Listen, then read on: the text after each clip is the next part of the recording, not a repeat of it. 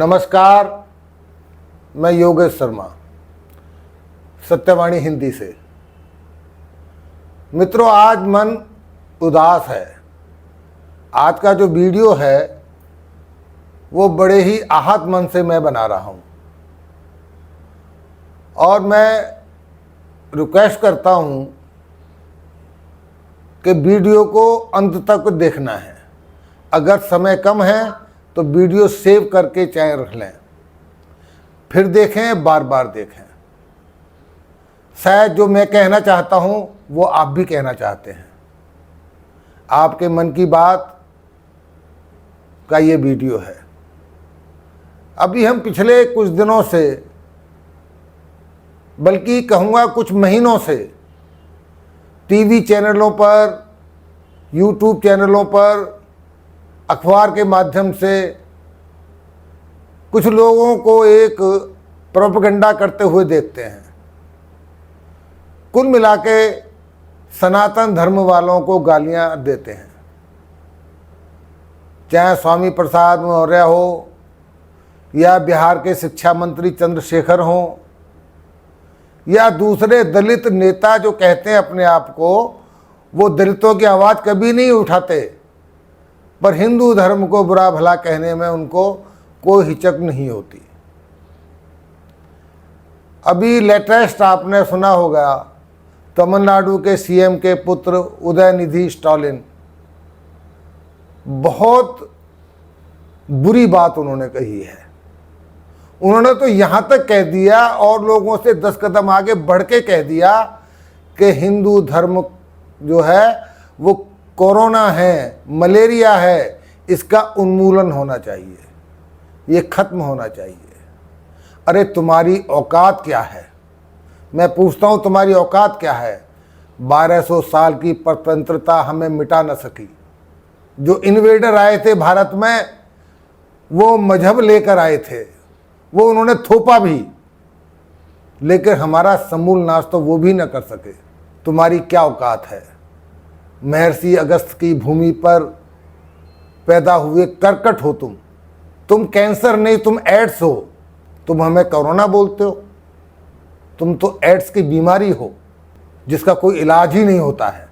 सबसे दुखद बात यह है कि उदयनिधि स्टालिन जो है वो INDIA के घटक दल हैं। यह बात पूरे INDIA की स्वीकृति से ही उन्होंने कही है। उसके बाद में उनके बचाव में पूरा INDIA उतर गया। कार्तिकेय चिदम्बरम, कांग्रेस अध्यक्ष खड़गे साहब, सब उस बयान को सही ठहराने का घुमा फिरा के प्रयास कर रहे हैं। और एक जानकारी दूं कि यूट्यूब चैनलों पर एक चैनल है जिस पे आज के जो पत्रकार जो अप्रासंगिक हो चुके हैं उन पत्रकारों का वहाँ जमावड़ा है। एंटी मोदी पत्रकार हैं और वो इस पर खूब बोल रहे हैं और उदयनिधि स्टालिन की प्रशंसा कर रहे हैं। एक बहुत सीनियर कहे जाने वाले पत्रकार का मैं इंटरव्यू देख रहा था। उनका थंबनेल का जो टाइटल था वो ये था, उदयनिधि स्टालिन के इस बयान से INDIA को लाभ होने वाला है। क्या सुपारी लिए बैठे हो कांग्रेस की? इस देश के 80% लोगों की संस्कृति से खिलवाड़ करने वालों, तुम्हें वोट चाहिए?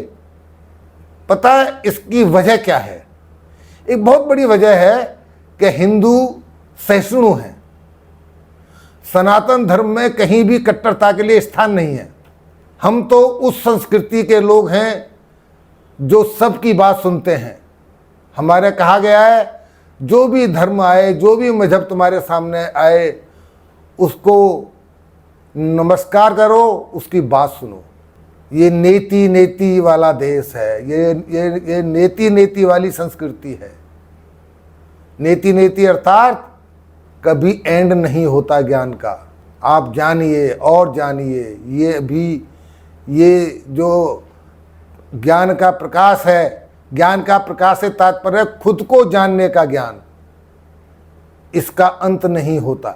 हम इस संस्कृति के लोग हैं। तत्वमसी, नीति नीति, ये सब कहने वाले हम लोगों को आप कुछ भी कहते रहोगे। सदा से हिंदू सहता आया है, लेकिन अब शायद समय आ चुका है कि हिंदू को प्रतिकार करना पड़ेगा। मैं इस संदर्भ में शारदा पीठ के जगत गुरु स्वामी स्वयं प्रकाश सच्चिदानंद सरस्वती जी का एक बयान आपको सुनवाना चाहता हूँ। ध्यान से सुनिए, उसके बाद फिर आगे हम बात करेंगे। Sanatana Hindu Dharma is the most ancient Dharma in this entire world. So we can categorically say that this Dharma is the mother of all religions in this entire world. So nowadays, some people, for the sake of their vote bank politics, they are speaking about our Sanatana Dharma in a negative way. So we are strongly condemning this act. This is not at all good, because they don't know the essence of our Dharma.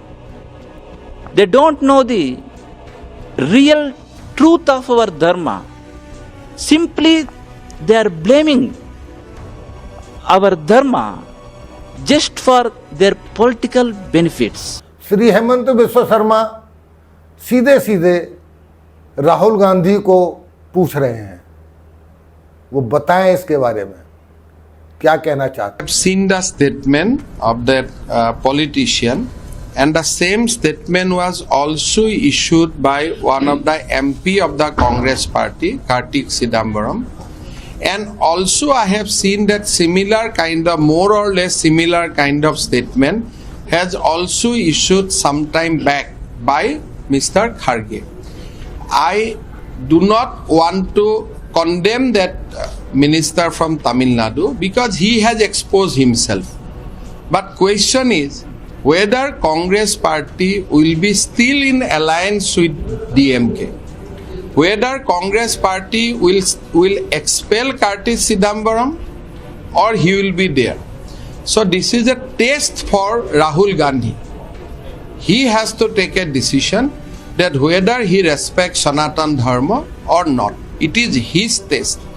If he doesn't take any action or he does not snap ties with DMK, then people will believe, and people already believe, now people will confirm that these people are anti-Hindu. They do not like Sanatan, they do not like Hindu religion. Sharda पीठ के जगत गुरु ने अपने बयान में कहा है कि ये केवल वोट पाने के लिए ये लोग ऐसा कर रहे हैं। उन्हें पता है कि हिंदू अभी एकत्र नहीं हुआ है।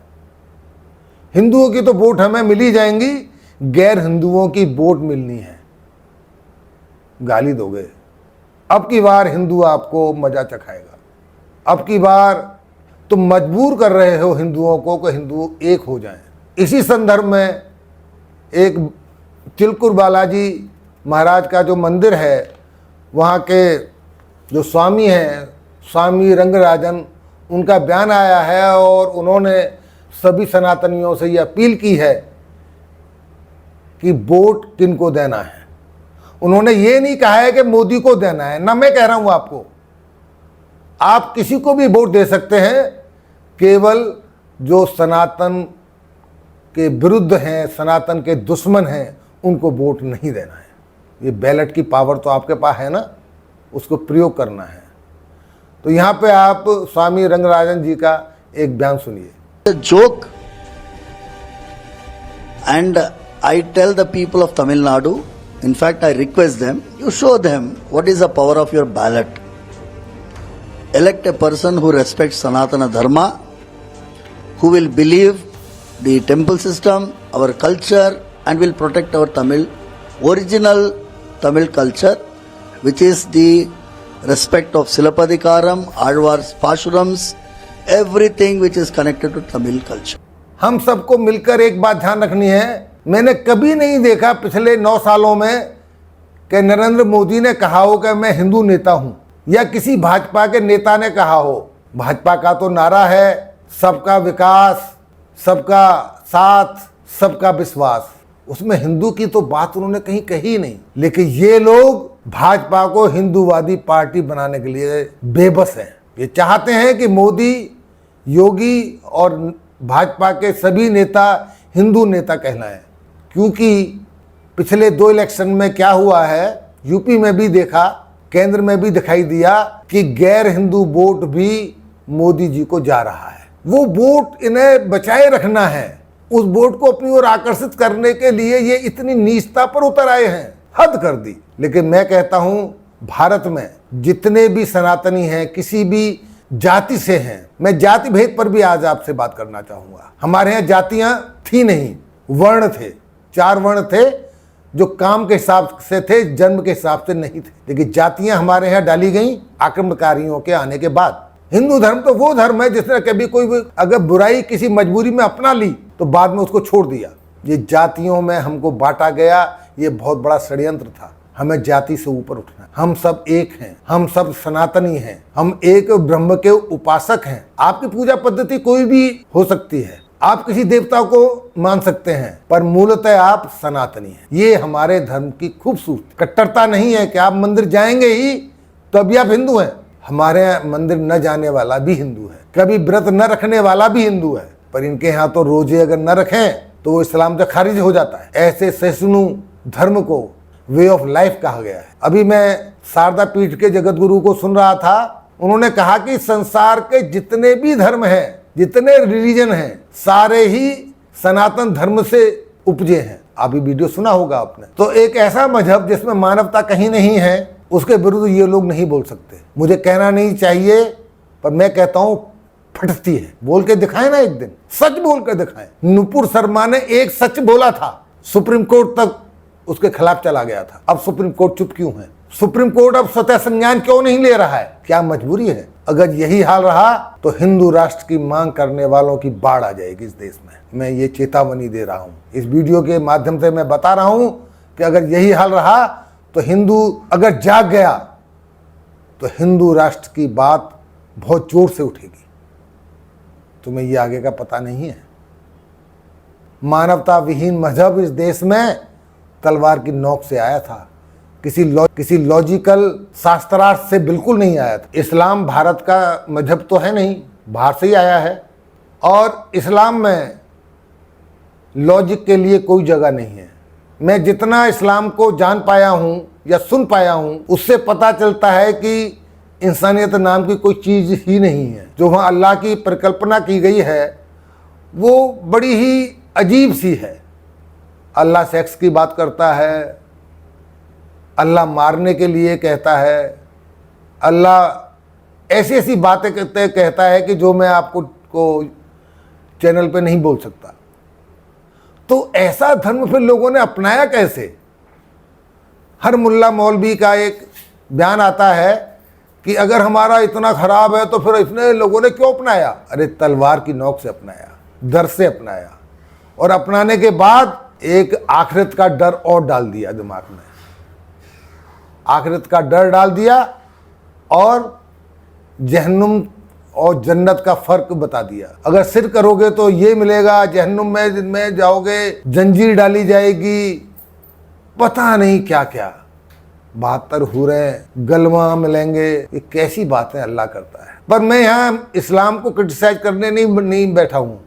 मैं तो ये कह रहा हूँ कि अगर इनको इनकी माँ ने दूध पिलाया है, स्वामी प्रसाद मौर्य को, चंद्रशेखर को, उदयनिधि स्टालिन को, खड़गे साहब को, राहुल गांधी को, तो जैसे हिंदू धर्म के लिए तुम बोल जाते हो, जरा बोल के देखो उधर क्या बोलना है। ये वीडियो देखिए, यहाँ एक कारी हाफिज जवाब देने से भागता हुआ दिखेगा आपको। उसका एक मैं अंश आपको प्रस्तुत कर रहा हूँ। ये तो अंधविश्वास है ना कि आपने पढ़ा भी नहीं और दावा ठोक रहे हो आप। बिल्कुल, ये तो दवा हम ठोक रहे हैं। पर नहीं, आपको हाँ, कैसा तो लगता है? आप अपनी बात बताएं। नहीं तो क्या आप ये कहना चाह रहे हैं कि आप एक दिमाग अपना क्या कहते हैं उसको, अंधविश्वास करके आप इस किताब को सच्ची मान रहे हैं? बिल्कुल हम सच्ची मान रहे हैं। जब अंधविश्वास जिब्राइल अलैहिस्सलाम मतलब अल्लाह ने मोहम्मद सल्लल्लाहु अलैहि वसल्लम पर नाजिल फरमाई है। नहीं, आपने आपका जो नाम क्या है? साहिल। साहिल। और मुस्लिम है? मुसलमान था, अभी नहीं हूँ। अच्छा, अभी नहीं है। तो सबसे बड़े तो नहीं। बेवकूफ आप हैं क्यों? मैं बेवकूफ हूँ जो देख के इसमें गंदगी देख जो के इस निकल तरह की गया, बातें कर रहे या हैं आप। आप बेवकूफ है कारी साहब कि आप अब बेवकूफ है कि मुसल आपने अभी तक उस किताब को पढ़ी भी नहीं लेकिन आप उसको सही मान रहे हैं? दोनों में से बेवकूफ कौन है? बिल्कुल हम सही मानते हैं, इसमें कोई शक नहीं है। किस बुनियाद पे? जी, किस बुनियाद पे? किस किस बुनियाद बुनियाद पे पे? सही मानते हैं? ये कितने लोगों ने इनको ये करना चाहा, लेकिन किसी ने किसी तरह की तो गलती अब तक नहीं निकाला है। अब अरे लेकिन बताएं। आप खुद पढ़े ही नहीं ना। अरे हम नहीं पढ़े, हमने सुना भी है ना। हाँ, पूरा सुन लिया। कारी साहब ये बताइए कि जी, कुरान की और इस्लाम की सारी बातें जो है वो इंसानियत के लिए फायदेमंद है? बिल्कुल फायदेमंद है। अच्छा, अरे मेरी बात के साथ मानते हैं नहीं मानते हैं? निकल के है, क्योंकि मैं पढ़ के सुना देता हूँ, क्योंकि इंग्लिश में थोड़ा कमजोर है, मैं सुना देता हूँ। कारी साहब ने कहा कोई इस तरीके से इनकी माँ बहन या बेटी बहू के साथ करे, यानी उसको बांदी बना ले या लौंडी बना ले और उसके साथ सेक्स करे, और ऐसा करने वाला या इजाजत देने वाला एक नंबर का जलील इंसान है। हाँ तो कहो क्या? अच्छा, तो फिर आप क्या कहना चाहते हैं? नहीं, इस बात पे हम दोनों अग्री कर रहे हैं ना? आप मानते हाँ हैं ना बोलिए, इस चलिए। बात को, कैसा इंसान? अच्छा अच्छा, मैं अगर आपको कहूं कि यही काम आपके नबी और सहाबा ने किया और बल्कि इजाजत भी दी और कुरान भी इजाजत देता है, तो फिर क्या? नहीं, मेरी ऐसा तो आवाज आ रही है नहीं सभी? किया है, ऐसा नहीं किया है। अच्छा, अगर मैं साबित कर दूं किया है, तो फिर आप फिर कहेंगे ना कि वो ऐसी करने वाली शख्सियत जलील शख्सियत है? जी, ये देखिए, मैं अभी किस आपके सामने चीज के दलील लेके बारे आता हूँ। में? हाँ, मैं दलील लेके आता हूँ। हाँ, इस चीज के बारे में बहस नहीं करना। बेहतर है कि सुनिए, बेहतर है कि मैं ज्यादा आपसे बहस नहीं करूं जिस चीज के बारे में नॉलेज ना हो। अरे भाई अरे, इसमें मैं दलील नॉलेज ले। होना ना होने की क्या बात है? इसमें नॉलेज जी, होना नहीं होने की बात नहीं है ना। अगर किसी ने रेप किया, किसी ने चोरी की तो गलत है। आप तो साफ खुल के कि जिसने भी चोरी की गलत अरे है, किसी ने रेप किया तो गलत है। इसी तरह आप इस पे एग्री हुए हैं ना? तो देखिए साहिल साहब ये दिखला रहे हैं, देख लीजिए ना। हाँ, अभी दलील दे रहा हूं ना मैं आपको, दे दूं? कोई दलील उलील नहीं चाहिए। ये जलेबी बनाना शुरू हो गया, जलेबी बनाना शुरू हो गया। हैं? अच्छा एक बार दलील देख लीजिए, चलिए बाद आप नहीं कर सकते, वो बाद में देखा जाएगा। आप दलील ले लीजिए ना, फिर आप अच्छा, पढ़ ये लीजिएगा। देखिए, सुनन अबू दाऊद की हदीस नंबर 2155 है और सही हदीस है, ठीक है? उर्दू आती है आपको? जी, यस आती हैं। साहिल साहब पढ़िए, थोड़ा जूम कर। इसको F5 करता हूँ, रुको। वो छोटा अक्षर में लिखा हुआ, आप पढ़ देंगे, आपके पास लैपटॉप है ना, आप पढ़ के सुना दीजिए, छोटा अक्षर अरे में। बहस नहीं करना है, आती है। अच्छा पीछे तो कह अच्छा, रहे मैं हैं पढ़ पीछे के दिखा दूं? निकलेगा ये।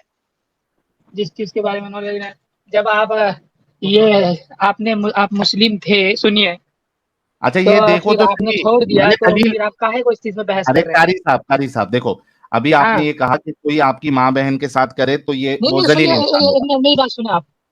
आपने जब आप खुद कहा मुस्लिम ना थे, अभी। आपने छोड़ दिया, तो और आप कोई दूसरा काम करें, इसमें काहे को लगे हुए हैं? अरे ताकि तुम्हारी आंखें खुले। अभी कोई अगर अरे तुम्हारी जाओ बाबा, माँ बहन को, अरे तुम्हारी कुछ तो ये, तुम्हें तो कुछ ये मिला अच्छा, नहीं है और दलील तो तुम ले लो। दूसरों को ये कर रहे हो। हाँ? कारी साहब, दलील तो ले लो। अरे कोई दलील वलील नहीं चाहिए। क्यों? जब आपको यकीनी नहीं है, जब अल्लाह पर यकीनी नहीं है, अरे तो तो रुको तो सही। आपकी तरफ से अच्छा कोई रुको, मैं पढ़ दलील की देता हूँ, जरूरत रुको। नहीं है। नहीं नहीं, आप अपना रहने कारी साहब, दीजिए। अरे रुको, नहीं ऐसे नहीं जाना है, रुक जब जाओ। आप मेरे मुस्लिम पास थे, लैपटॉप है, ऐसी ऐसी बातें कर रहे हैं। लैपटॉप से पढ़ के सुनाऊंगा, थोड़ा रुक जाओ। काटिए इसको, मुझे जरूरत नहीं अच्छा है। सुनो, अरे सुनो कारी बात साहब भागना नहीं, रुक जाओ, जी, कारी साहब भागना नहीं है। सुनो, ये अरे देखो, नहीं नहीं, मुझे कोई सही आपसे कुछ बुखारी, नहीं सुनना है। सही बुखारी हदीस नंबर 2542 क्या कहती है, देखो। हाँ, यहां से अबू सईद, हाँ, अबू सईद रज़ी अल्लाह अन्हु को देखा तो इनसे एक सवाल किया, आपने जवाब में कहा नहीं, कि हम आप रसूलुल्लाह ये के कह रहे हैं, साथ। सुनिए। अरे पहले सुन तो लो, ये देखो, रसूलुल्लाह ने नहीं, हम कहा, तो उल्टा सीधा सुनना रसूलुल्लाह नहीं के चाहते साथ किसी को। गज़वा बनी मुस्तलिक के लिए निकले। इस गज़वे में हमें कबीला बनी मुस्तलिक के अरब कैदी हाथ आए। रास्ते ही में हमें औरतों की ख्वाहिश हुई। हाँ, रास्ते में ही, यानी औरतें हाथ लगी, दूसरों की औरतें हाथ लगी और रास्ते में ही ख्वाहिश हुई सहाबा लोग की डिंगी डिंगी करने की। अभी भी मुसलमान है ये। देखो अच्छा आगे क्या है? हेलो अरे भाई साहब, कारी साहब का कहना है कि हमको इतना नॉलेज नहीं है, इसलिए हम हदीस का हाँ तो पहले रेफरेंस कारी साहब को कहे कि रेफरेंस ले ले और बाद में जाके इस पे तहकीक कर ले।